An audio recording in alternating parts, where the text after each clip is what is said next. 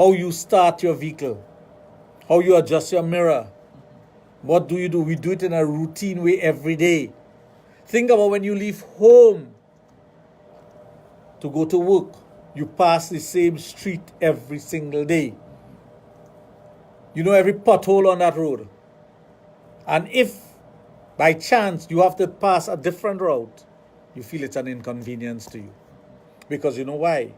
The brain is so programmed to think that this is my routine and this is my routine, and you own the routine.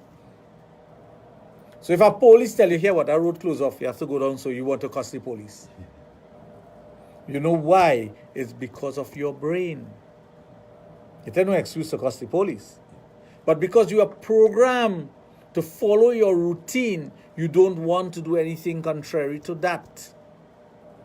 And that's why bandits, kidnappers, they know that. They know that better than we who are educated, you know. They will sit down and watch your routine. They don't have to come near you to watch your routine, you know. And now with smart devices, you could film a person doing your routine and you could book it. If you film that person doing a routine for 5 days, on the 6, 7, 8, 9, 10 days, they do the same bloody thing. I'm guilty of that also. So sometimes I have to check myself and change up my routine. Sometimes I myself have to check and say, wait a minute, Raj. Wait, you do this about 2-3 times for the week already, no, change it up. Yeah. So we fall into that process of doing things in a routine way, and it becomes comfortable for us. So when you're asking a man to get out of his comfort zone and do something differently, it's not easy. It's easy to say it, and I recognize that. It's not easy to change it. And when I say man, I mean man and woman. Mm-hmm. Women fall into routine also. Yeah, of course. But with andropause, and because what I started off the program, I talk about the ego of a man. And men are more egotistical than women, although women have ego also. But because they are recognizing that something is going wrong, they don't want to face the truth. And they don't want to face the facts. And they do not want to have to tell another man, this is my problem, for 2 reasons. One, we are afraid that he will think lesser of me as a man. 2, he go take my wife. Or he go after my wife. And that's a serious thing, you know. Because since the dawn of man, that has always been the modus operandi. Since the dawn of man, the strong man would always take the weaker man woman, not wife. So that has been embedded in us through centuries, millenniums, in our brain, that if I show weakness as a man, I'm going to lose. So that's where the ego comes in to protect you. You think it's protecting you. You can tell yourself, here what? I'm not going to tell anybody I have a sexual problem, you know. And if you ask most men who are taking treatment for sexual dysfunction, they will tell you when they talk among their peers, their brother-in-law, their uncles or whatever, they come to the realization that other men have the same problem, but they're not facing up to it. And they're not willing to do anything to counteract it. For whatever reason. But the number one reason is ego. So your ego gets in the way. Your lack of communication, which is another problem that we face in society. We don't communicate enough with our loved ones. We don't communicate enough with those that we need to communicate with to express ourselves. A simple thing as a good morning, hello, how are you doing? A courtesy call to your loved ones, we sometimes don't do it. Or ending a conversation with I love you, because that might be the last time you speak to the person. You don't know what's going to happen. Oh, I care for you. Have a wonderful day. Oh, God bless. Oh, I wish you all the best. All these little things.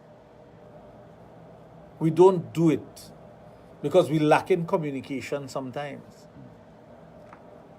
Now, when you lack in communication with your spouse, how do you express to that person or get the message across that I have a problem? How do you get that across? And when the person realizes that something is wrong, the first thing that comes to our mind is always negativity. It's always, he is this way because of so. Because of the friends he following. He always making cook. He always by the river. But there are some men who don't want to go home.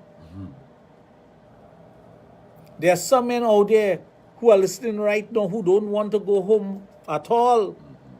They don't want to face their wives. For whatever reason, they do not want to face their wives. They prefer to go home when she's asleep.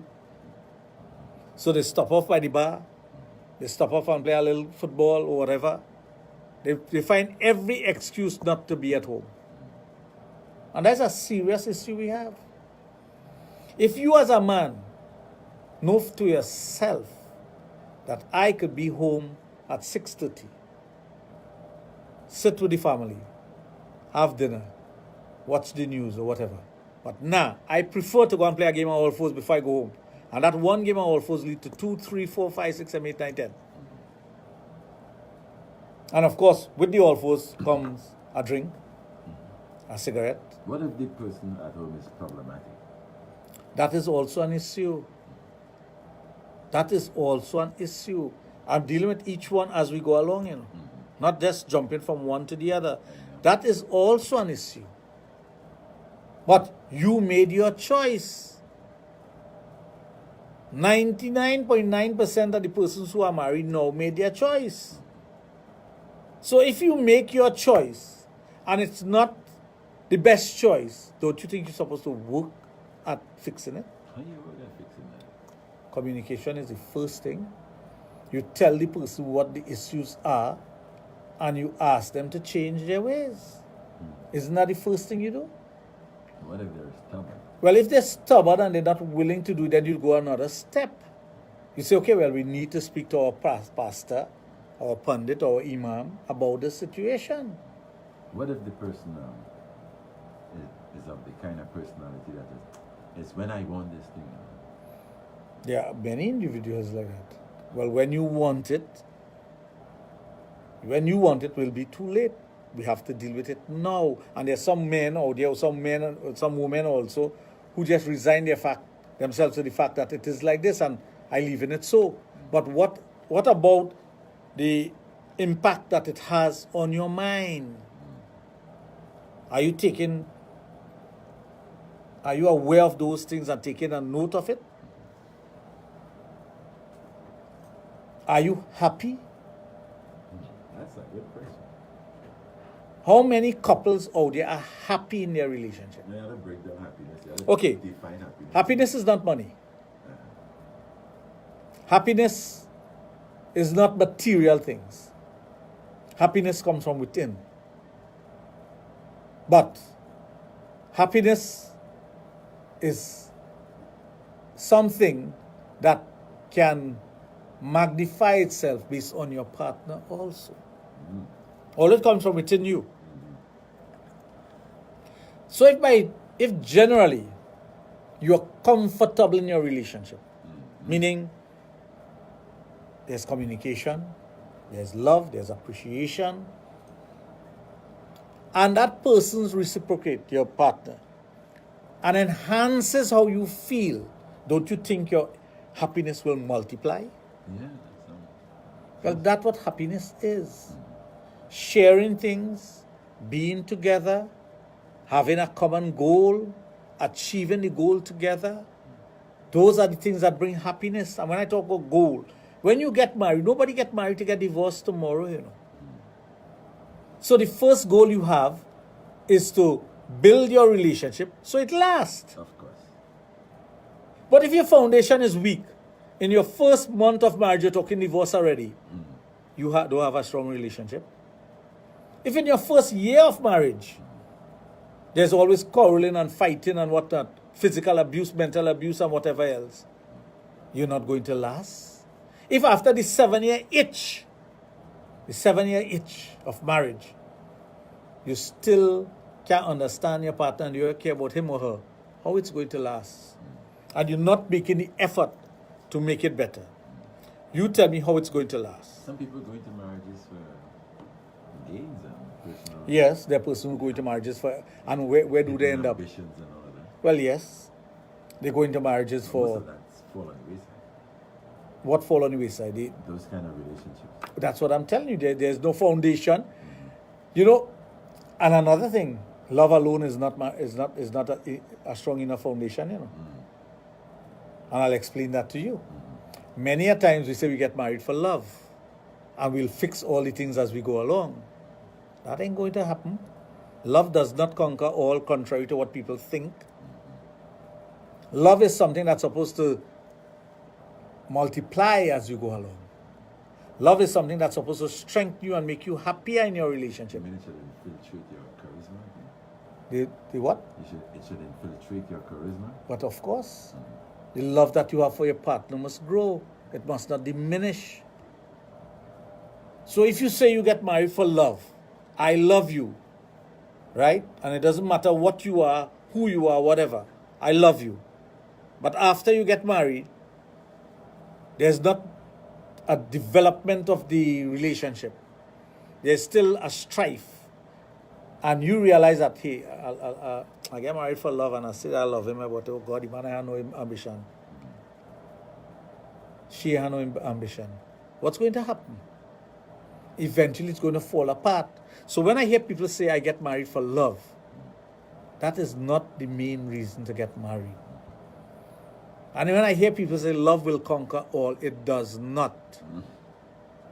I'm not an advocate of that. The only way love conquers all is if your love grows, not the love you start off with. Because if on a day-to-day basis your love does not grow for your partner, it does not grow to develop the relationship, you have a problem. So getting back to that thing you asked about happiness, what gives you happiness? Is it the fact that you have a big house, a nice car, living in a nice area? Those are the things, are the peripherals that embellishes the happiness a bit. But the true happiness comes from within. What makes you happy? There are many men who have big houses, live in a nice area, and they're afraid to go home. So that is not, you can't say you're happy. How could you say you're happy when you don't want to go home? When you can't face your own house? You don't want to walk through your own door? Isn't something wrong? You must have an enthusiasm from when you leave point A to get to point B, which is home, to want to get home. There must be something there that gives you that sense of happiness and comfort that I want to get home. I agree with that. I look at home now. I'm not talking about house here, I'm talking about home. I would like I appreciate a home where when I get home, like you see that anxiety to get home, when I get there I must know from the moment I push that gate, the gate outside, the door, whatever, that I'm in my comfort zone. That's my comfort zone. This is the place where I can be comfortable. Correct. It's the only place that I get full comfort in. Now, going to the bar, going online with your friends, playing a game of all foods, those things does enhance you, you know. But if you're truly happy, you don't need that to make you happy. It's true. You do those things because you're happy. And you do it in a one-off kind of way that, hey, but I feel real good doing that, but it ain't something that I have to do every day. There are some relationships where it's one-sided where that is possible. Yes, I'm not arguing that point. That is, as a matter of fact, that is nothing that you can argue. When I say that, it's a fact. Yeah, I'm trying to explain. Okay, you look at this place as your comfort zone, and like you said, you're happy that this is your comfort zone. But I mean, like especially men in the media, and people who are popular, and are involved in different kind of groups and whatever they're affiliated with. There comes a time when you might have to, or you might be invited to take part in some kind of thing, or some boys' line, or some kind of, and there are some people who don't accept that. So even though you see this place as a comfort zone, that tends to irritate and bother the partner home, in the sense that when you get there now, okay, let's say you go out impromptu, right? Impromptu. Like, let's say right after this, you say, Mark, offer, you say, Mark, wait there. Let's go buy me some drinks and meet up, whatever. It goes up to a certain time. I mean, you might end up in hell when you get home. Yes. But that again is because of the lack of communication. You must be able to call your partner and say, here what? Dr. Raj has invited me to go on a line, and I'm going with him. So the next question is going to be, well, what time are you coming home? I don't know. But I'll try not to come home too late. Talk done. And that's how I operate. But you have to develop that with your relationship. You must develop that. Okay, I'll give you people who don't accept that kind of. Well, I'll give you a good example. Kind of talk. Sunday was my 34th anniversary of marriage. I spent 2 hours with my wife. Well, 3 hours with my wife in the morning. And that 3 hours was spending time by my parents because they had a little religious thing to do. And from 1 o'clock to 10:13 in the night, my wife didn't see me. It was not planned. I didn't plan to stay out so late, but she did not see me for the rest of the day. At 6:30, she called me and asked me, should I make something for you for dinner? I said, no, I just ate. She didn't call you and say, you didn't see the time, yeah? No, You know the time? no, that will never happen with me and my wife. Oh, okay. Never. It has never happened, and it will never happen. She called at 6:30, asked me if to leave tea, and if I want something to eat. I said, no, I just ate something. And she didn't ask me where I eat, who I ate from, or anything like that. As a matter of fact, when I went home, I was explaining to her where I got a plate of food. I said, you didn't ask me where I get food from. But that is not her business. But I'm not saying that everyone should be like that. But what I'm saying, that's the understanding we have because we have a level of communication that is different from others. What kind of mental Preparation? no, let me see if I can put it in an understanding. What kind of mental impact could be on the person who is demanding or like that kind of controlling way of If you give them, whether it be the male or the female, if you give in to that at the very beginning and didn't put your foot down and try to correct that, it's going to fester, that's all. And then it's going to impact upon you because you don't like to be controlled in that way. And it will impact on the person who's doing it because they say, I have control over him or her. And I could do whatever the hell I want without they asking me any question because it's... That as a mega turn off, especially with the man. To me, it's a big turn off. To me. But I wouldn't put up with that.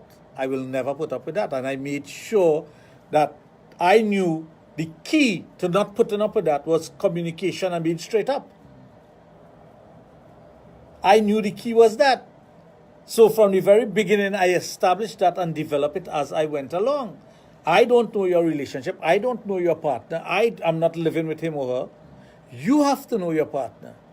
You have to establish those boundaries or de-establish it. You have to come to the understanding that these are the things that we need to work on, and this is how we have to work on it. Isn't that so? Why are you allowing others to come into the fray when both of us could sit down and deal with it? Are you not mature enough? Is this the way you want it to be? I'm not going to be comfortable with this. Male or female? When they get together at first, okay? Let's say that you weren't married and somebody will be attracted to you, and when you get to know them, you say, well, I'm into the media business, and my job can extend to impromptu situations or situations where you might say, okay, I'll be home by midnight or 10. I end up 1, 2 in the morning. And that's a no. Well, you see, what you have to do is, in a situation like that, the person have to understand the nature of your work. What if the person is ignorant? Well, do you want to be with that person that badly? I have to ask that question. If you want to be with that person that badly, then you have to put up with the crap. But what is it going to do to you mentally and physically over the years? Those things breed resentment, you know. I have never heard a man say or a woman say that my partner, my spouse, is bossy and he always checking on me or she always checking on me and they're happy about it, you know. I have never heard anybody say that, you know. They pass it off as a joke, but they're damn vexed. So do you want to live in a situation like that? How you get out of a situation like that? Why put yourself in it in the first place? But what if it was camouflage, Raj?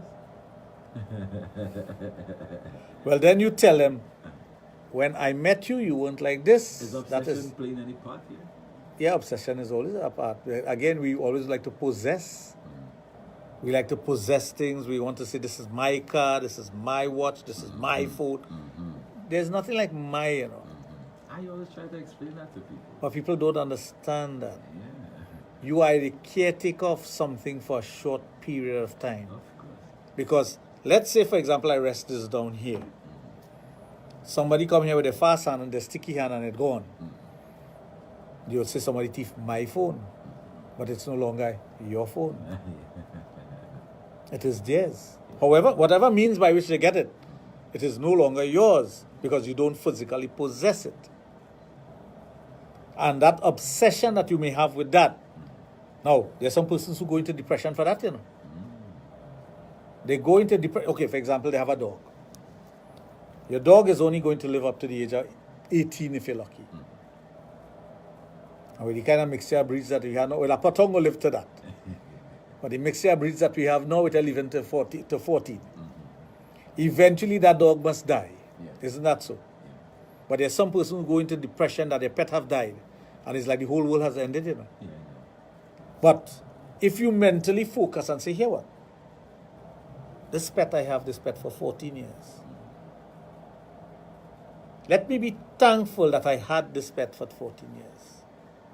It died a natural death. I treated it well. I fed it. I love it. I cared for it. But it couldn't live as long as I'm living. So it expired. Isn't that the natural progression? But isn't that the way you start treating your mind to accept certain things? So if the person is possessive and obsessed with you and want you home, give me reason to want to be home as opposed to not wanting to be home. Let's take a quick try back. Quite interesting, right? It's Explosion on Power 102.1 FM. Like I said, it's an exclusive to Power 102.1 FM. Thursdays and Fridays from 9 till midnight with family.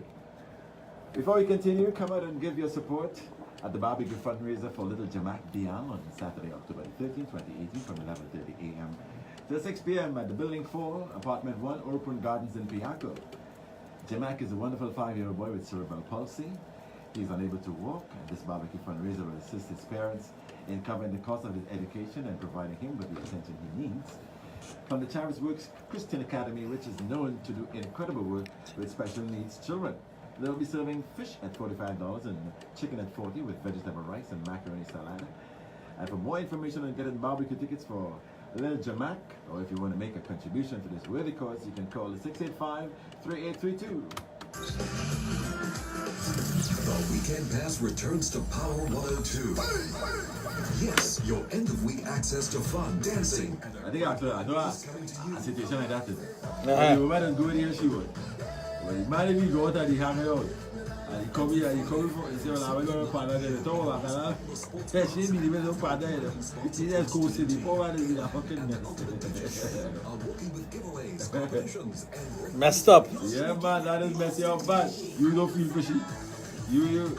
Well, how you going to feel for somebody like that? Yeah. Well, I want to tell you, are you happy? There are some people too I know. Okay, the woman always, you know, she's nasty. Washing the nighttime, before nighttime come. You say we sit down to have a conversation. She drop her sleep. You know? Yeah, she drop her sleep. He always sleep. He always go free. Man for your going back. And I can walk like yours, you know. We're plenty of my own boys, so I could choose. Because every time I go, my woman is sleeping. She's sleeping. And when she tired. When I come in, she never don't wake me up. But she said, maybe I want sex with you. As well. But oh, you get she up to her sex. You have to wake she up. Say, boy, she said, oh, you didn't want that thing? Then they come on, you see me sleeping, wake me up. Or just push it in. And then think, yeah, boy, I can't sex, so boy, I have to have some kind of development and this change. Of course. Well, that's what I was talking about. That's what I was leading up to. Yeah. All the years of experience. So you're just going to be turned on. Yeah. You don't have an on and off switch. Yeah. Even when you were in your younger days, you didn't have an on and off switch. You had an on switch. It was on all the time. You couldn't switch it off. Now you have. Now you difficult. Now you're off. I was that kind of age, I just so too, you know. But you know, like, there's a other feeling. I don't have to go somewhere, I lie. I go somewhere, I lie. You know? I think, man, fuck that. I had a friend. If we were still together, we'd be together for 20 years.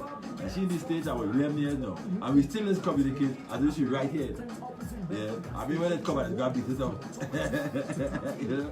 But it has some people with that kind of problem. And I find it unfair. It's real unfair. Now, actually, when I meet people who, you know, people who into the real celebrity kind of thing, I can imagine the problems that we have home.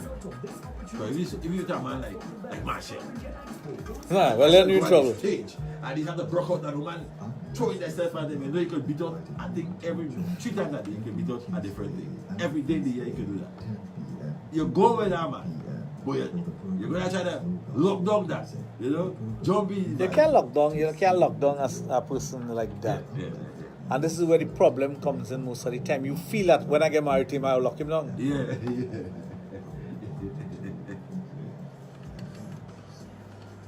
This is Power 102, empowering you. Yeah, sexucation. Sexucation. Sexucation.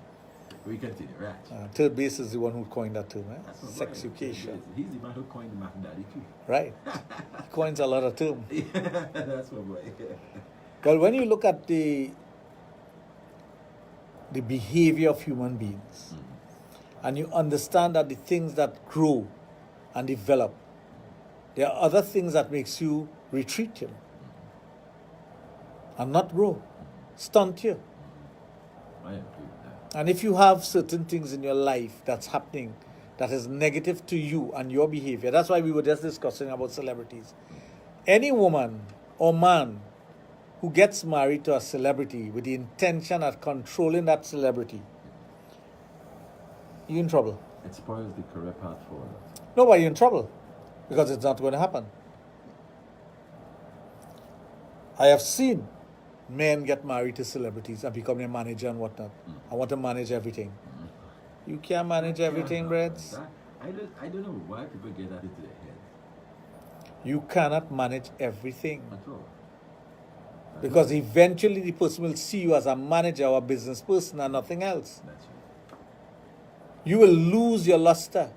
Some person will say, it's the best thing I manage in her career, or I manage in his career. We go keep all the money together and whatnot. But eventually the person sees you as a business deal and nothing else. That's why these things fail. And I'm serious about that, you know. You may think it looked nice and dandy now, or down the line, it's going to affect you. And it's 1 in a million that will be successful. Not 1 in 1,000, 1 in a million. Very, very few is successful at that. That's why very few celebrity marriages and whatnot last. You know, in the Bollywood film industry, and I look at that a lot. Once an Indian actress gets married, her rules have to change, or she have to stop acting, you know. Yeah, I know. Not because of the husband, you know, but because of the society will not accept her as a heroine if she's married. They look at her differently. Her career ends. If she makes a comeback, it's a motherly role. She has to play a different role. She can't play the lover. And that is the closest things I've seen to reality. Because that is reality. That is what actually happens. That's why their marriages are more successful than other marriages.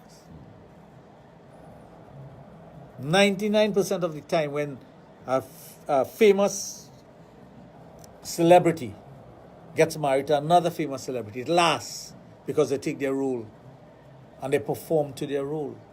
You'll find a famous actress get married to a famous cricketer, and then you no longer hear anything about both of them. Sure. They take a different role in life. Their child might get into acting, but that is how it is. That's the reality. And that's where you find more success. And that is one of the places that you'll find that the percentage, they boost up the percentage because of that, with the celebrity living. But in our Western society, it's a different kettle of fish. So I remember once a family member was getting married, and they were getting married to someone who has a lot of letters after their name. And my cousin, who was a diplomat, called her and told her, I said, you're getting married to this person. If you don't up the ante with your education, you'll find yourself going out with this person, and he's having conversation with other ladies who have same amount of letters behind their name, and you'll get jealous, and you can't handle it. I know that. And she took him to heart, and she got similar letters after her name. So they go to things together. They don't have to stay together, but there's a level of communication that was easier as time went by. Conversing with your partner based on what you're saying. No. Let's say that one has this level or this IQ. Let's put it like that. Intelligence. And the other has an IQ too, but of a different Level. physical caliber. Let's put it like that. And the other one is more of an Academic. kind of academic. How do you see that mesh? Again, communication comes in. So if you conversing What you have to do is you have to be mindful of who you're talking to. And a person must be able to adapt and change. If you are speaking to your spouse, and your spouse only understands things at a level that you need to bring yourself to. Now notice I didn't say bring yourself down to it. Yeah. Bring yourself to. Yeah. You have to do it. Otherwise, when you start speaking at your level, whatever it may be, they may feel belittled by it, or they may feel as though you don't have no respect for them. Some people say that. You put them down. Yes. Make them feel like a dunce. Like I'm worth nothing. Correct. But that is because that is what the person is thinking in their mind, that this person is so academically inclined that I am nothing. They put that in their head. How do you fix that, Raj? It's not an easy fix, It's not how you fix that, Raj, and you get a screwdriver and do so, That's one of the processes of communication. Well, it's the first line of getting things done. Communication. Communication is not only verbal, I know. It's physical, it's emotional, it's how you treat the person, it's how you accept the person into your fold, not your friends and family. That's a nice statement. Not friends and family, right? No, not friends and This family. is more interesting. It's you and your partner. Always remember that. If they accept you or don't accept you, that's their problem. You have to make it with your partner. Now somebody say, well, I'm living with my parents. So what? You are an individual. You have thoughts. You have needs. You have behavior. But those things have to be suited to your partner and not anyone else. It's not an easy process.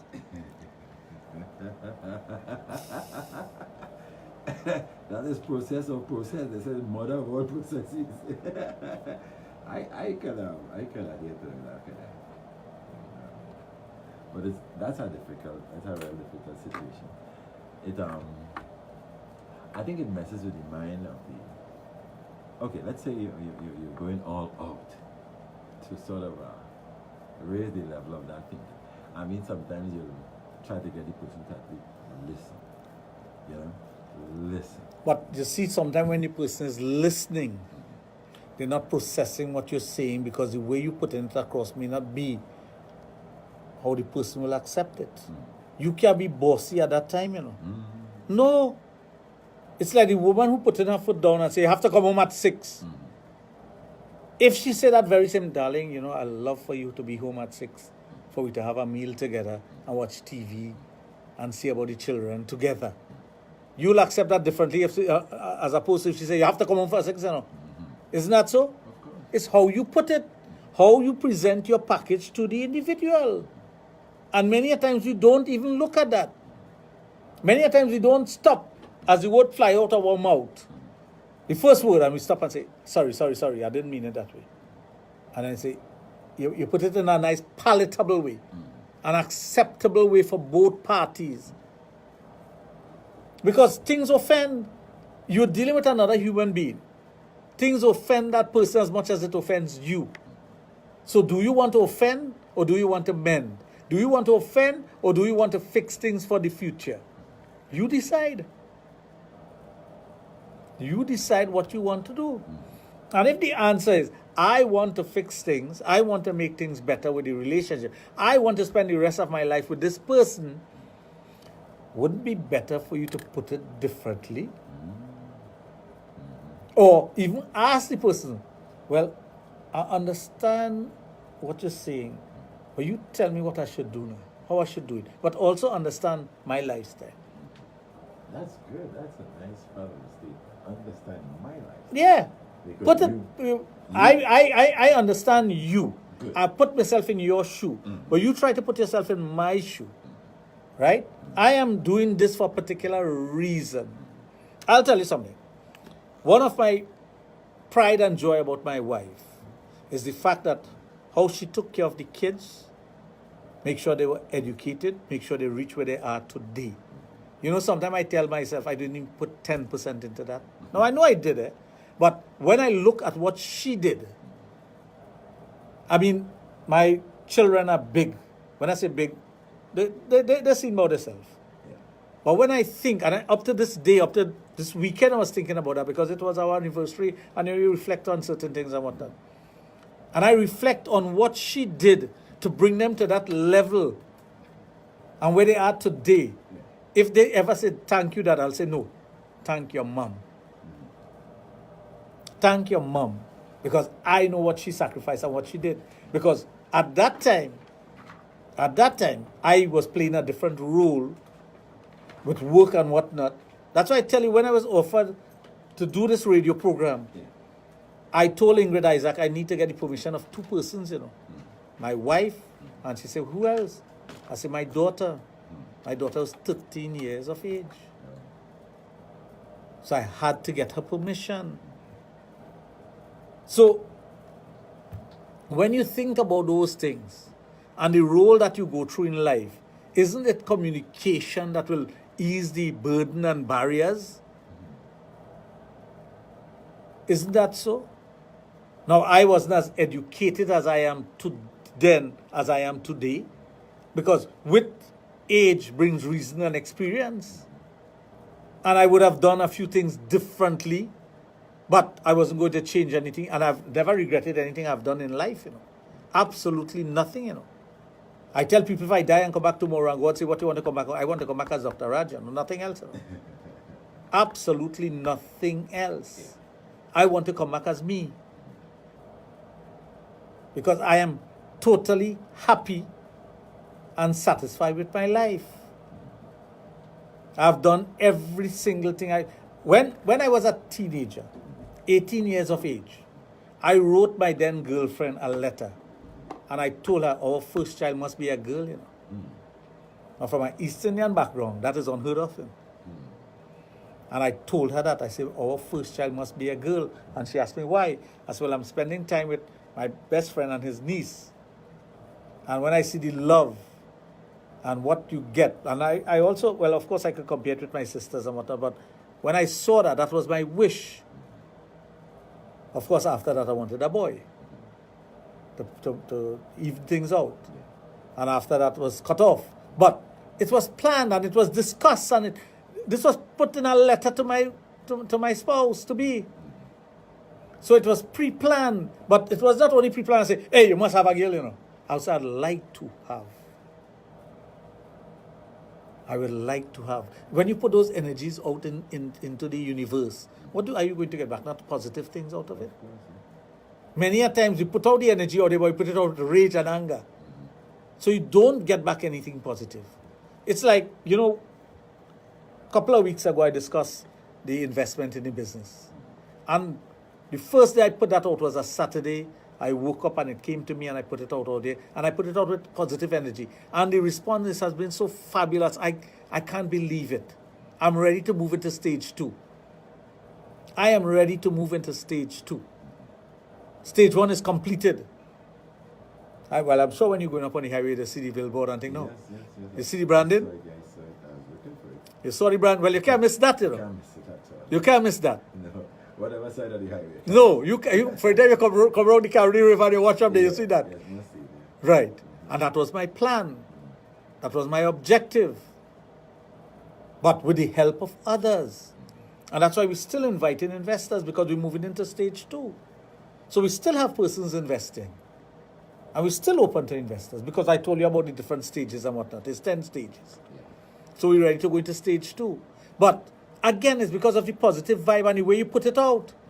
It wasn't put out with as one person made a promise and he couldn't keep up to the promise. And he said, you know, I'm sorry. I said, don't worry. There's opportunity down the road. Now another person might get vexed and say, well, you're taking me for a fool. No, these things happen. The understanding must be there. So it's the very same thing with your relationship. The understanding must be there for you to have that level of communication. We should open up the lines and start getting some feedback from persons outside, you know. Okay, 222-8255 and 612-8255. Give us a call and be part of the conversation. We've said a lot. So whatever. One of our avid listeners has asked the reason asked this question. For some reason, couples are fearful of expressing sexual honesty, like preferences, desire to each other. That is true. Mm-hmm. Many a time we hide our sexual preferences from our partner because we are ashamed of it, we are afraid of it. Take that call. Good evening, welcome. Good evening, David. Good evening, Dr. Raj. Good evening, how are you? Well, not too bad. Dr. Raj, you know, I have a problem. I was to reach by you. I can't reach by you, but I can't get in worse. But let me explain to you. I didn't want to put it in it, but I have to do it. I have a problem in my house. It has some young man in La Brea. I don't know, like they're reading bad book and all kind of things. You were talking about it, remember? You did talk about it with a man was explaining 2 years ago then? Yeah, I know what you're talking about. Up at all on me, because I don't know what they're coming in my house with. Knowing that I haven't got a man inside here, you know what I mean? It's me and my daughter. Uh-huh. Listen, you talk about, I saw something. It's a dark fella. He's been right in the back of me here, because I know him. And the same thing you speak about, the person with the little red ball, the penis, and the thing. I saw the man stand up by my bed and this thing. I didn't believe that. And when you speak about that, I said, oh my God, I've really seen these people. But I've seen these things since I was small, you know what I mean? I used to see things different. But these is normal. I know the one that's normal. They come in the house and they see it. But my children I could see them, you understand? From the time they're reaching, I could see.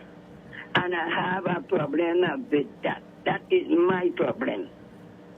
All right, call me at the office to discuss that one. Because remember, they talk about the pundit or something. So anyway. Yes, well, call me at the office, we'll discuss that. Huh? Call me at the office and we will discuss that. Someone asked the question, how can someone make a marriage work? Well, let me answer that first part. Marriage is not what people make it out to be. It is not a bed of roses. most of the time when we're getting married, we are focused on the ceremony. We focus on impressing others.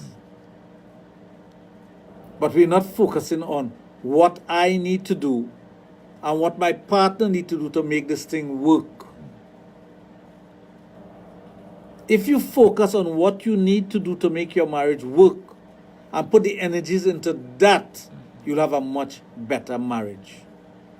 Secondly, having a big wedding or exorbitant wedding Waste of time. is a waste of time. Is a waste of time. And well, and money that can you be. I just tell persons, write a check, give it to the bride and groom, Yeah. do a simple ceremony. If you want to do a religious ceremony or whatever, do that. Invite. There are many persons who go to a wedding and they don't know what the hell going on in the wedding. It's true. They go to the wedding to see what's going on, to witness the wedding, They go to the wedding to lime. Yeah. And that's wasting time And big money. and big money. Yeah. Take that same money, give it to the couple, and say, start your life. Anyway, let's go to the second part. Yeah. Let's take this call, Raj. Good evening. Hello? Dr. Raj, I didn't hear what you say now. I said, call me at the office tomorrow, we'll discuss it. Tomorrow is good. All Yes, right, then. That is what I after didn't hear. All after right. 11. Okay, when both partners want different things. That's another big problem. No, but that is, you could never say we get married for the same reason, Yeah, we want the same thing. But problems come But out of that. what you do is you have to start, again, communication, communicating the things that you're looking for, and asking the person what they're looking for in a relationship, and try to marry it. That's why it's called a marriage, Try to marry your ambition. Try to marry the things you want. Yeah.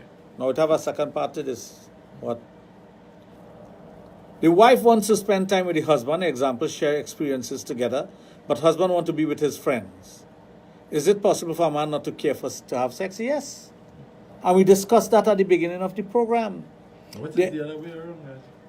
Well, let me. When I say man, I mean both man and woman. Okay, great. I want to make that very clear here. Nice. When you're dealing with sexual dysfunction or a dysfunctional marriage or relationship, it is not only the man's fault or the woman's fault. Sometimes it is both of them.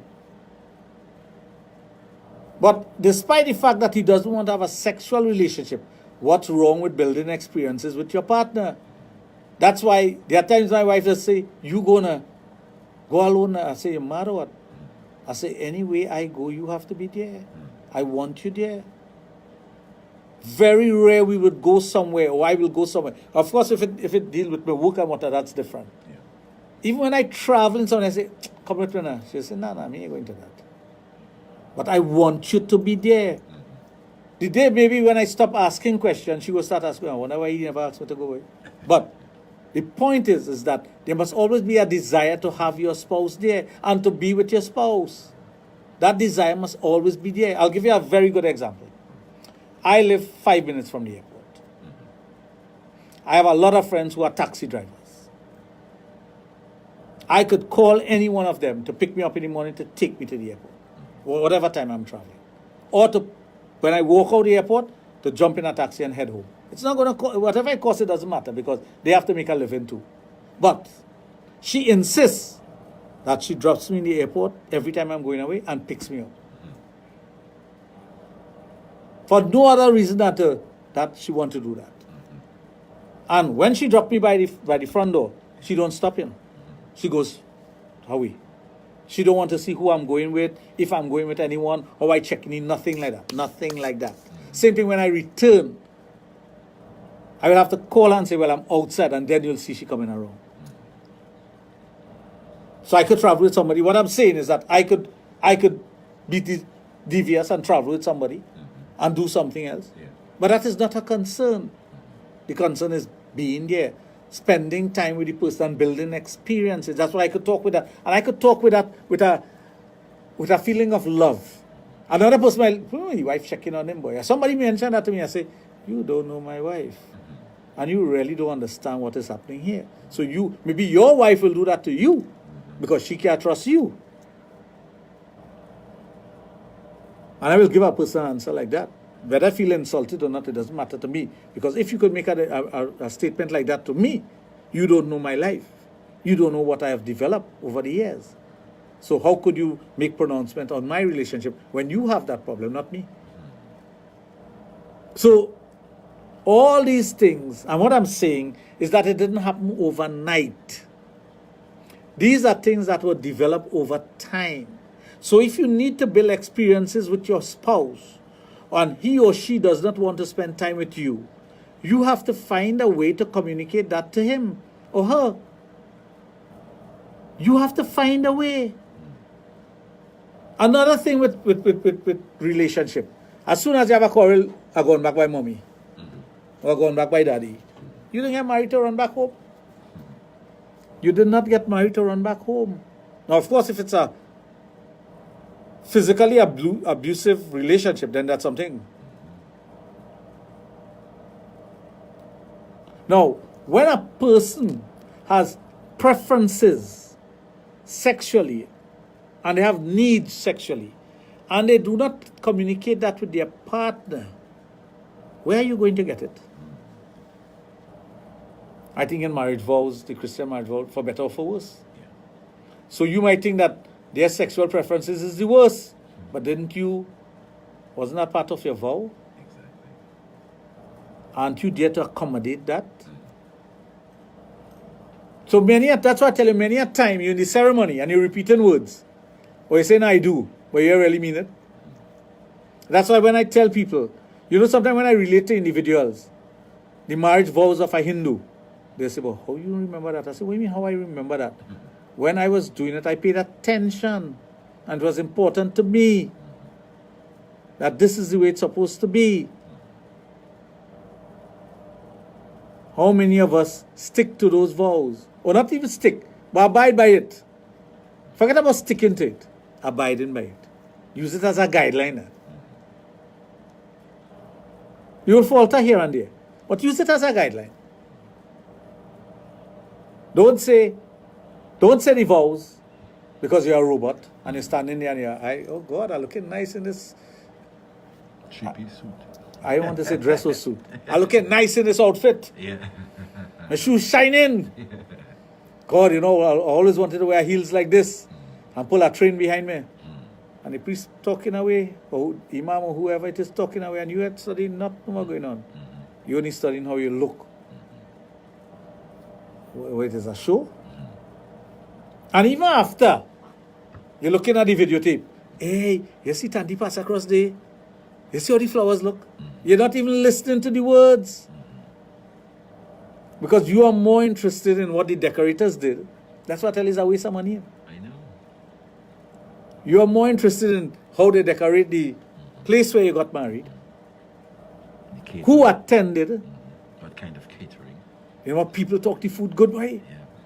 Drinks like that. Drinks like that. Everybody leave there drunk. Yeah. Are you drunk with love, or are you drunk with the information that you have to make your relationship work? I tell you, it's a big papi show sometime. Yes. So I think I should cover it to answer those two questions. I hope it does. Remember, you can call us and join in on the conversation. 222-8255 and 612-8255. All right? I know there are lots of instances where relationships end Go up ahead. kind of fragile, sometimes on the rocks, as they say, based on one partner don't want to understand the other partner, and one want to take control of the whole situation. Well, if you are in a relationship and one going left and one going right, or one going up and the other one staying there, Well, this must be done my way. how is it going to develop? How is it going to strengthen? What are you doing to make it work? It's not going to work. It's going to fall apart. Things fall apart. Yeah. Things fall apart. Yeah. It does. If your concentration is not... Now, I'm not saying that everything should be focused on your spouse. But both parties must have a common goal. And that first common goal is to weather the storm. To work things out. To make things work. To be happy with one another. I'm not saying you don't quarrel and fight. You must have an argument. You'll make each other sad. One person might end up crying, or both parties might end up crying. But that should be fixed very easily.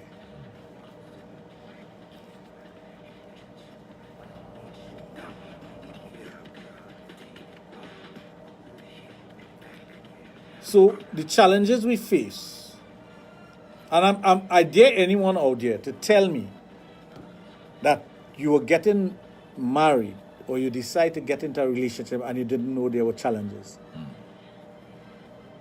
Because if you tell me I was getting married to the perfect guy or the perfect woman and there wouldn't be any challenges, you're living in a fool's paradise. I know.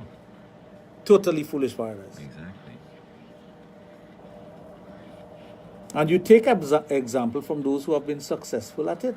You ask. You can't go and ask a divorcee how to make your marriage work, you know. And that's another stupid thing, you know. You know, we have a saying in Trinidad, misery like misery. Imagine your partner or your friend at work divorce or horning, and you go and ask that person, well, how to keep my marriage together, boy? Oh, how you? That person don't know. That's why I tell you, I'm a living example. You know, I don't come here and talk from things that you read in a book, you know. Yes, I apply what I read in a book to my life. I apply the theory to practical thing, and I apply practical to theory. But I'm a living example of everything that I speak of. And the day I'm not a living example of that, well, then I go on my way. I can't come here and tell you about a successful marriage and I divorce, or I separated, or I sleep in one room and my wife sleeping in another room, or we don't talk to one another. Then I'll be a hypocrite. Isn't that so? Yeah. But you have so many individuals out there who profess to know. I think there was a television personality who was talking about marriages and fixing it and what that. And a person in the audience asked him, do you have a successful marriage? Person couldn't answer. They're expert because they write a book. Yeah. But you write a book about making things successful. It come like, okay, you write a book on finance, but you never even own a parlor. What the hell you know about finance? True. What you know about finance? What you know about making something out of nothing?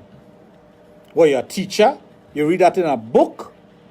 I've heard many individuals want to give advice on finances and development, economic development and whatnot. And they never run a parlor. My father used to say that he never run a parlor and he want to talk about that. You know it is to run a parlor and boss and start back from scratch. You have all the theories. This is how it's supposed to be. You know it is like to go to the bank for a loan and the bank can like you because of your race or your color or your creed or your class. And they give you the loan and you have to start from rock bottom. Yeah. No, but you have the theory. This is the theory for it. This is the theory for development, for getting out of poverty. We have a lot of people in society like that. Plenty. I don't listen to them. Some of them just be on this radio station. I don't listen to them. You never have a bloody parlor where you want to tell people how to be An entrepreneur. economically independent or be an entrepreneur. What the hell you could teach me? There's nothing you could teach me. Nothing. I grew up, my grandfather was a peddler, you know. He had a peddler's license, you know. In those days, you had to get a license to peddle on the side of the street. They call him a peddler. Right? I started off with that. I worked with my grandfather and my father. Right? My grandmother and all the family was in the market stall, selling outside everything. I know that life. Well, one time I went to buy fish after I moved out of San Grande and whatnot. And the guy dropped the fish on the scale. And I watch him. Tell me the weight. He showed me the scale part and the scale. And he said, that's the weight. I said, well, take your finger from the back now. Let me see the real weight. He watched me. I said, mister, I used to sell in the market too, you know. I know about pulling on the two-face scale. Yeah. They put their hand in the back and they pull on the dial. I said, I know about that, you know. I've seen all those things, you know. I know men who used to take out the ball in the scale, you know, the market scale. They just have a set of ball. Take out the ball to change the weight, you know. Although you're watching 1 pound, it's not a pound, you know. They have all them tricks, you know. Yeah. You know, long time if you had a yardstick, in nowadays was yardstick, you had to go and get stamp in the police station to say that it is a yard. You know that? A yardstick had to have a stamp on it. I think the law still holds. Right. Must have a stamp. Otherwise, that is not a legal yardstick Okay. or a meter stick. All those things I grew up with, I know those things. So those were part of my upbringing. So when I went to university and the teacher was talking about marketing and whatnot, and I started to hit him some things, he said, but how you know these things? You're only 17 years of age. I said, I grew up in the market. I know what it is like to make a sale. Marketing is based on perception, and marketing is also based on what? Making the person believe. They have to believe you, otherwise they're not buying from you. Exactly. I had the best lettuce, this lettuce now cut. Isn't that so? You ever hear a market person put on chats? And when a market person tell me they can't talk to a woman, I say, you know a market man. Because I hear lyrics. Lyrics like that. Like that, you learn to rhyme words and what. My father used to rhyme words and thing. Although he was a teacher after, that was his profession. At the service station, and they were selling this product. So you don't have to wash your car. And The kind of lyrics he put on it, you feel the car don't wash. I told him, I said, Panda, I work at the media. I think we need people like you. Lyrics like That, right. But that is part of the upbringing. So when I hear someone come here and they sit down and say, this is how you do this, to do that, to do. Where's the parlor that you ever own? Or the store? Or the shop? Or did you ever sell in the market? You know what it is like to do that? Lots of people. Have you ever, when person talk about customer service relationship, because they study it, I know how to. Have you ever been behind the counter selling to someone and listen to the characters that come to you? One will insult you, one will talk nice to you, one will try to put you in your place, one will try to outsmart you too. Yeah. Some will criticize. Some will criticize you. Have you ever dealt with that? The customer is always right. I say, I say the customer is always right. I say you learn that in a book. And when I hear people, why? Hear this, man. The things that people theorize, write down nice. Many of those things I could turn around and tell them that apply, just as I could tell you, love does not conquer all. And whoever said that, fool everybody. It does not conquer all. The same way that the customer is not always right. Because many times a customer breaks something and they say, but ma'am, you broke it. No, I get broken. How would I leave here?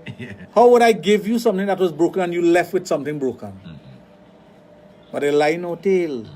So they are right. What about when they come and credit your stuff and don't pay you? That can't be right. That can't be right. So the customer always right. I know.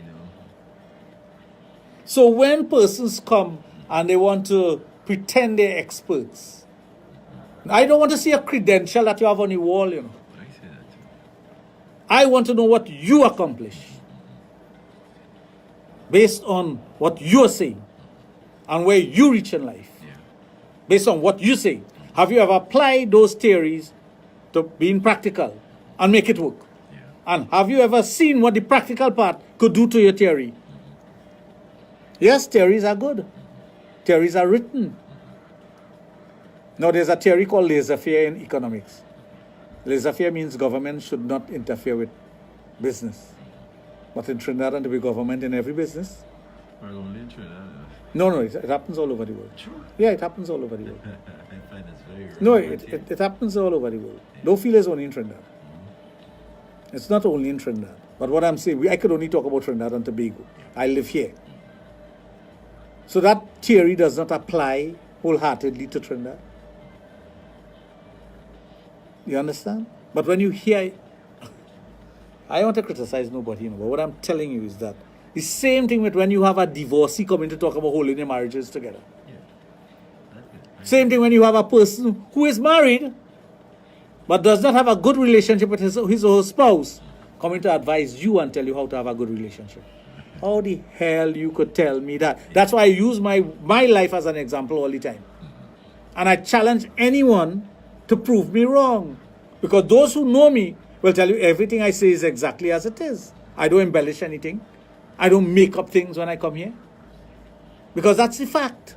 And the fact remains the fact today, tomorrow, and in the future. There's no alternative facts. That is the fact. And anybody who knows me knows that is my success. So yes, when Raj talks, he presents you with the fact. And he can only help you based on his facts and his knowledge. So I apply my knowledge and I apply my life to the things that I do. And if anybody don't like that, to hell was with you. Let me take a break, guys. Anyway, let me repeat that there's a badge or a pass here for Alison Peer of Trinicago Inter Replicon. It was found in a taxi. The taxi driver brought it to Power 102.1 FM. And I'm just sending out a message in case Alison is listening or anybody who knows Alison. Alison Peer, Trinicago Inter Replicon. That's what the badge says here. You should call Trinicago tomorrow. It has a key on it with a pink key holder attached to it on a blue ribbon style strap. Lanyard, they call it a lanyard. It's a lanyard that holds it together for carrying around the neck, all right? I come out and give support at the barbecue fundraiser for little Jamak Dial on Saturday, October the 13th, 2018, 11:30 a.m. to 6 p.m. at building number 4, apartment 1, Urban Gardens, Piaco. Jamak is a wonderful 5-year-old boy with cerebral palsy. He's unable to walk, and barbecue fundraiser will assist his parents in covering the cost of his education and providing him with the attention he needs for the Charis Works Christian Academy, which is known to do incredible work with special needs children.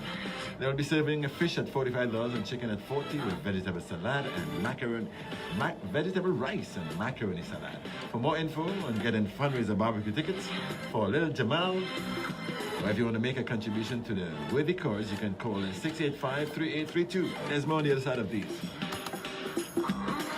You're listening to Power 102. What you should do, Mac Daddy, is Calypso. not only call out any person, anybody who knows the person. Let her know. Born out of the womb of struggle and rebellion, Calypso, the language of uprising and emancipation. Yeah, that will from pass. the There's African our slaves in the RF plantation. reader. There's our RF reader. Calypso. I like Trinicago. Songs of Trinicago has... freedom and revolt. Calypso. They could call Trinicago tomorrow too. Lyrics to the sometimes subtle double entendre, political and social What's the person's name? I'll call Trinicago is with them. Let me get a picture. I'll send it to them. The story of Calypso. The story of Calypso all through the month of October. What's happening with Features, it? What? Discussions, analysis, I know when this be. the music. At last, because we only depending on Nicholas Puran all the time. Story of Calypso. Who's the man make the runs? Through October on Power 102, celebrating Calypso. It's on history TV, month. you know? Our history. Yeah, it's on ESPN. Yeah. Supposed to be on ESPN. Right.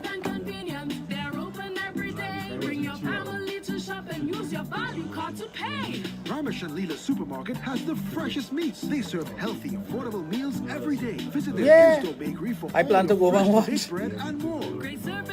300 something rounds we make way. Ramnit. Oh God, at last my boy Simmons. East-West Corridor Food Champions, Gracie San Juan and the Fable Village, Santa Cruz. The Weekend Pass returns to Power 102. Yes, your Jason come back. access to fun, dancing, and a great line is coming I to know. you. Every Friday. Every bowler's real good, you know. 7 to 9 Every p.m., just take the wickets most like that, you know. popular sports bars and after-work lining spots across TNT. Gayland and the Ultimate DJ Shane are walking with giveaways, competitions, and great music. Yours truly, Gayland, the ultimate DJ Shane.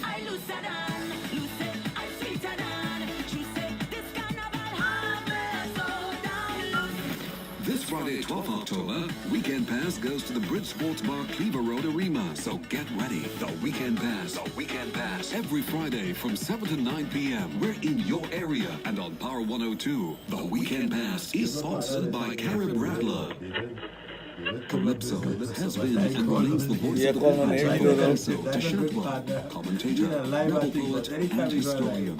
Calypso has and continues to play a pivotal role in documenting the history of Trinidad and Tobago, the Caribbean, and during the 1950s and 60s, conquering the world of music.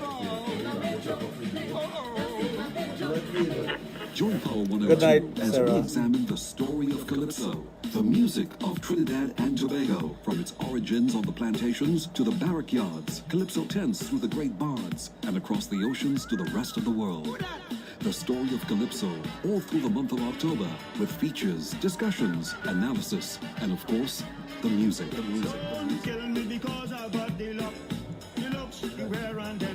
The story of Calypso, all through October on Power 102, celebrating Calypso History Month. There's a Our delay. history. Fabinga Expo is back with all new containers located at the white tent opposite Medford gas station, Sherborne, we are from October 12th to 28th, just in time for Diwali. From ready-made garments to religious items, fashion jewelry to handicraft, furniture to footwear, you name it, we have it. The best of the best. Fabinga Who is that? Expo. We are the biggest in the No, that's the, Caribbean. Register with our loyalty card That's the and get Afghan benefits League. every month. Don't miss out on this opportunity to visit the best of the best. Fabinga Expo. Somebody bring it. closing on October 28th. Air Support Tactical Security Limited is an approved protective service Well, it's supposed to agency be. providing stolen vehicle recovery. With Air Support GPS tracking, you can use your mobile phone, PC, or tablet to track your vehicle any time of the day. With their customized alerts and push notifications, What? you will What? know the What? instant your vehicle is tampered with. Air Support technical support and response teams work 24/7, and to date, not one of their customers have ever lost a vehicle. Call them today at 225-8725 or visit them on Facebook at Air Support GPS. Air Support GPS for peace of mind. This is Power 102, empowering you.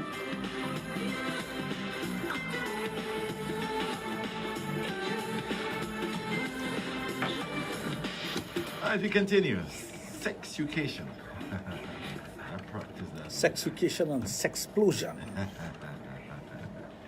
But we can still join us. We still have some time. 222-8255 and 612-8255. I think tonight you touched on so many aspects of this relationship thing and what makes it work and what gives problems. Well, the focus was always been on. I started off the program because now it's Navratri, and the first part of Navratri is the goddess Durga, and goddess Durga sits on a tiger or a lion, but some people just look at it as a tiger or a lion, but the representation of that is the ego of man, you know, and man being man and woman.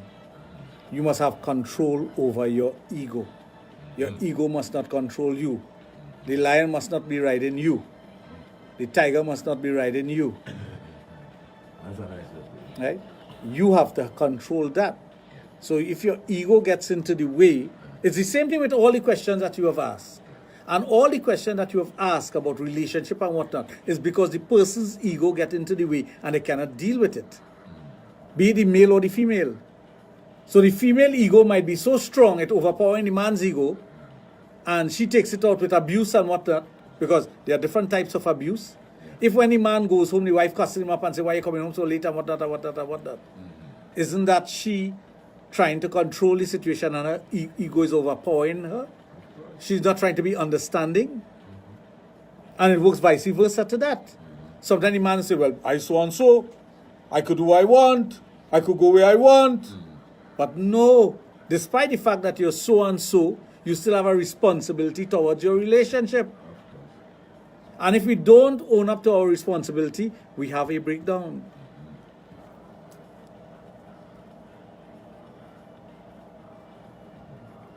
So the very same thing when you have people doing things in a contrary manner, which you're giving information or expertise in a particular area, and they're not successful in the area. Now, a teacher teaches, you know, but if you don't apply your teachings to your life or to your profession, you're not going to get anywhere. You know. They will be able to break down what is in a book, and the theory of the book and whatnot and make it simple for you because they're good at that. But the application of those things is up to you as the individual. So the same way when a person is telling you about marriage and whatnot, if he or she has never experienced that, I think I hit in the wrong person there, but I'll continue. If he or she has not experienced that, what right they have to give you advice on it? So sometimes we go to the wrong person for advice. Your next door neighbor who lives in Vachi life is not the person to give you advice on your relationship. The person you're working with who is separated from your spouse or divorced is not the person you go to for advice on your marriage. The head of your institution who does not have a good relationship with his or her spouse or don't have a spouse, don't go to that person for advice. Because many times they will tell you to apply something from a book, but they themselves don't know how to apply it because they've never been in this situation. So the criticism is not only of those, not of getting in knowledge, is when you want to be an expert and you have never done it. You think I could come here and talk about, well, there are many things that I've done already. I've done many, many things. You think, well, let me think about something. I've flown an aircraft. I've flown in an aircraft. You think I could come here and sit down and tell you about how to fly an aircraft? I could read how much book I want. I could go through all the theory. And it has persons who does play video games. You have all these video games, shooting down, playing and whatnot. And they feel like I really do that, Yeah. Or there's a very famous one that they have where you drive down the street and you just kill people randomly and all that kind of thing. They feel like a real shoot, But they never hold a gun in their hand, Yeah. Honestly, Yeah. They're doing it in a virtual world and they feel like they do it in real, That is the mindset of individuals sometimes. You do things in a virtual world. Like, okay, for example, there are lots of women out there, and I'm targeting the women now, who looks at particular television stations. There's one television station in particular I want to talk about. And Junior will back me up on this. I don't know if you'll back me up. Something called Lifetime for Women. If you want to know how man bad, and how man does do this and man does, watch that station. There is no program on that station where a man is good. Absolutely no program that shows you a man as being good. And if your wife constantly watching that, what is going to come into her head? I tell you, you can't do anything good. No. Because if the portrayal of a man is always negative, always bad, you have a woman in the next state. Now, there are many of that happening. Even Trinidad, I have a wife in Port of Spain and one in San Fernando, Yeah. It have fellas like that, Of course, yeah, we know that. We know that. Yeah. But not all men are like that. So you cannot use that one thing or that one program or that one station and broad brush every man. You can't do that. But there are persons who do that. There are individuals who do that. And they feel they have every right to that because they're seated in a movie. Or they're seated in a show. Or a station show me that. I remember once listening to a program that there's on another radio station where these two young ladies pretends to be experts in everything. And they were talking about man horning them. Horning, your husband horning you. And their advice was, when he come home, check your pocket. Yeah. Smelly drawers. Go through his phone. Go through his phone. What kind of madness is that? Rip off his clothes. That is the advice you'll give to people. I tell you. Check your pocket. Check your phone. So there's no privacy then. I tell you. An individual must have privacy. Of course. Every individual must have privacy. I have problems who don't understand that. Yeah. I don't have to give you my phone.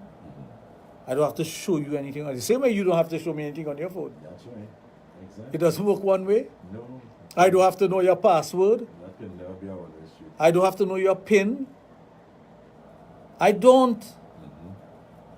That is your affair and your business. Yeah. If you care to share it, as I care to share it, fine. If you don't, that's your business. You must have. That's why I tell all these ladies in South whose husbands are going around with all these Spanish girls, take their money and put it away. Now. They might need it. You will need it. Not buy it, you will need it. Because them come to suck people dry, And it's parasites, They are parasites. They come here for one reason and one reason only. And men are easily fooled by a different color skin, a different color hair, or a different color eyes. And we don't appreciate our own beauty. I tell you. I look at them, but you won't get me. Some of them ugly, no ass, just a color. But Yeah, they would. I'm on my own. I always on my own, man, daddy. I don't need no backup, But that's true. I don't need no duck holiday, man. I go to the gunfight alone. It's difficult to see people flip flopping over that, as it's a new trend or a new fashion or something. That's madness. But there's going to be a generation of Trinidadians who are going to be mix of that mixture. It's happening already. I think it's health-wise is like in a danger zone. Well, I ain't going on that way. But what I'm trying to tell you is that the grass is always greener on the other side. Yeah. It's always better on that side. It appears. Yeah. What's this score now? The score is it's a delayed kind of score. 180 for 5, and they need 201 runs to win again. I think that needs some grading, but that's just a good look at they reply the Windies B team against the Trini Red Force. Rampo is in the attack, he just got wickets. He has 2 wickets, 5.1 overs, 24 runs, and 2 wickets. Doing pretty well. I said some of them ugly. I didn't say all. Oh, okay. Did I say all? Somebody asked me how I could say that. I said some. They only have color. Yeah. Poor hygiene. But let me don't go down there. Yeah, plenty in the place. But They're all over. the point is, the ladies who are suffering as a result of that, if your husband is doing that, take his money or your money, because it is yours, you're married to him, and hide it away for a rainy day. Yeah. And if he are taking care of you in the bed, find a lover.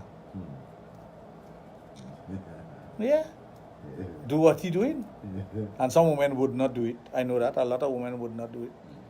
But who are inclined to do it. That is my advice. And some person might say, well, what kind of advice is that? But it is the truth. And nobody is doing anything about it. How are you addressing that problem? It is a serious problem. And it needs to be addressed. So if you have a problem that needs to be addressed, the first advice is what I give you. Some men like that to put notches on their belt. Yeah. That's because they go about and boast and brag. Yeah, that's plenty trivial men like that. You're on your own. Well, I have good talk. I have a taxi, so I have good talk. Well, I don't know. Now I tell you will know what I mean. Conversations have with a taxi. Well, I remember when my friend Ramjon Ali was alive, he used to have a column in the Bomb called Taxi Talk. Yeah, I remember that. You remember that? Yeah, I remember that. Taxi Talk. Yeah, that's so But half of you think he used to get that bulldog by, Because he used to say that. Yeah. He said the taxi dropped him off by bulldog bag, and the fella had this one saying that and that one. Yeah. And you have a character for everything, And then he'll bring in a character when you want to talk about something that's going on presently. Yeah. But there's always these friends talking about what is trending. You are the other. It's amazing to hear what you hear at taxi. I mean, barbershop. Barbershop and taxi. Yeah. You get some. Well, one of these days we should have a program on that. Yes, we should. We should share some of these things that people talk about in a taxi. And I will expand on it. Because sometimes a lot of false information too. Yeah. And you're just listening, And you know what I observe? They don't care what the driver hears. They don't care. And they just carrying on. But they don't care. I do So that's why exactly. you should have some cards printed Sexplosion on Power 102 with Mac Daddy and Dr. Raj, with Junior and Dr. Raj, so and so time, and hand it to them. Yes, I think I should. And say you should start listening to this program. Yes. So we should get some some cards printed like that. Of course. Sexplosion on Power 102. Just hand it to them and say, your conversation is very nice, but please listen to this. Yes, and be part of it. Contribute. Be part of it. Yeah. And you could repeat what was said and we'll discuss it further. Tell you, with like, I'll have to swing my memory back into that Dr. Job zone of adjectives. That was to describe some of the superlatives. Yeah, you know that the guys would use in taxi talk when they talk about notches. Don't twist up your face as cricket. Man, twist up your face when you see that, Junior. What's wrong with you? What's cricket going on? We want to know. Yes. But that's what we have to do, because we must those do are the reality of life. Yeah, we must do that. The taxi talk that you get is what people actually experiencing, I tell you. right? But the person who may be advising them is maybe the divorcee who want you to be as miserable as he or she is. I tell you. Isn't that true, Junior? True. Who you asking advice from? Somebody who has been down the road and failed? I tell you something about me. What I hear. Especially with the guys that who put the notches on their belt. Well, just like you, who hear those things at the taxi, in the taxi or the taxi stand, Yeah. think about the things that I hear when somebody come and sit in front of me. I can imagine that. Think about some of the things, because that is when ego does puff up, you know. Of course. Some of the guys will tell you about some things, you know. Yeah. I remember meeting this one guy many, many years ago. He died now. And he tell me, he said, man, I have sex with 5 to 8 women every day. Man. Yeah. You doubt him? That's done one. No, I am doubting, you know. So I bounced him up in Miami. And we were in the same place at the same time. We were purchasing something. It's not what people think. They think it's a whorehouse or something. But we were purchasing something at a place called Sam's. Yeah. Sam sell a lot of electronic equipment. Yeah. And I said, why are you buying all this equipment? I think when he started telling me who he is. He never told me who he was when he was a client. Yeah. I say, oh, now I understand your opening salvo. Meaning, now I understand what you said the first time we met. Yeah. Which was the truth, eh? Yeah. It was the truth. Now, when you have friends in certain areas, and you hear them talk, and you know what is reality and what is not, sometimes you just have to just rock back and listen, you know, because you want to hear. Of course. You want to get the information. Yeah. So when we have the information here, when you bring the information to us, we'll discuss it. We'll discuss it. Because you don't doubt the things that you're hearing. You know? Because you don't know what is the truth and what is not. But like I always say, when you take advice from someone who has gone through it, going through it, or who can advise you based on their experience, not on something they read in a book. Exactly. Not on something they read in a book. Yeah, lots of people who go by those standards. Well, we have reached the end of our program tonight. Thank you very much for tuning in to Sexplosion with Dr. Raj, myself, that's who I am, and Mac Daddy. Tomorrow I have to face Junior, boy. Oh, God, trouble in the Kutia. Junior from 9 o'clock to 12 o'clock. And you know, Junior will have some kind of thing. He come in prepared, you know. Right, Junior? Oh, yeah. We go watch some cricket too. Good night, folks. Well, thank you, Dr. Raj. It's been very interesting. Tune in tomorrow with family from 9 till